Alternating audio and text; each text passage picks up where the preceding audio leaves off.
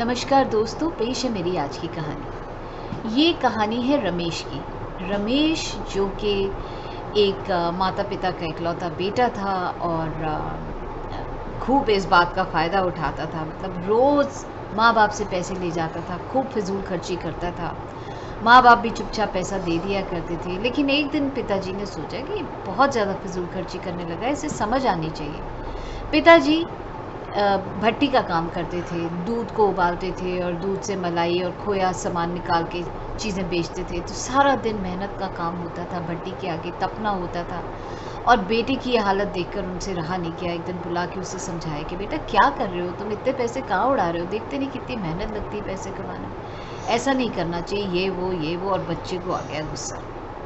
पिताजी क्या बात कर रहे हो, मैं कौन सा आपका पूरा ये जो भी आपने जमा पूंजी कर रखी है उसको उड़ा रहा हूँ, बस थोड़े से ही तो पैसे लेता हूँ आपसे, उस पर भी आपको परेशानी होती।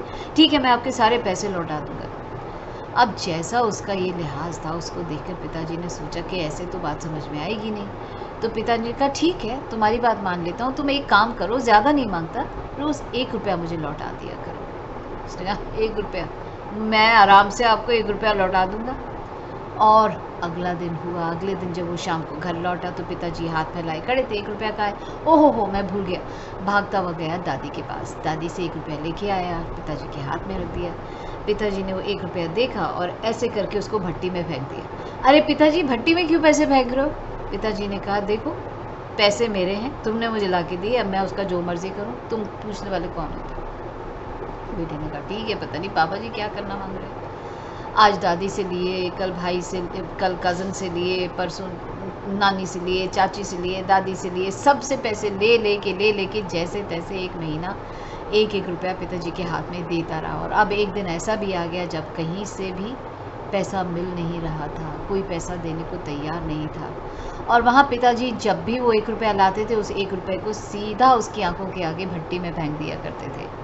ये लॉजिक बच्चे को आज तक से भी समझ भी नहीं आया था। और आज फिर 1 रुपया कहाँ से लाऊं, ये सोच रहा था तो देखा सामने एक रिक्शा वाला है जो रिक्शा चला रहा था। उसके पास गया, बाबा जी मैं आपका रिक्शा चला दूं, ये जो पैसेंजर है इसको मैं छोड़ देता हूँ, आप प्लीज़ मुझे इसके बदले में 1 रुपया दे देना।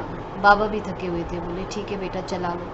अब इसने रिक्शा चलाई और थोड़ी ही देर में पैरों में दर्द हो गया, हाथों में दर्द हो गया, हाँफने लगा। रिक्शा चलाया कभी नहीं, हालत ख़राब हो गई।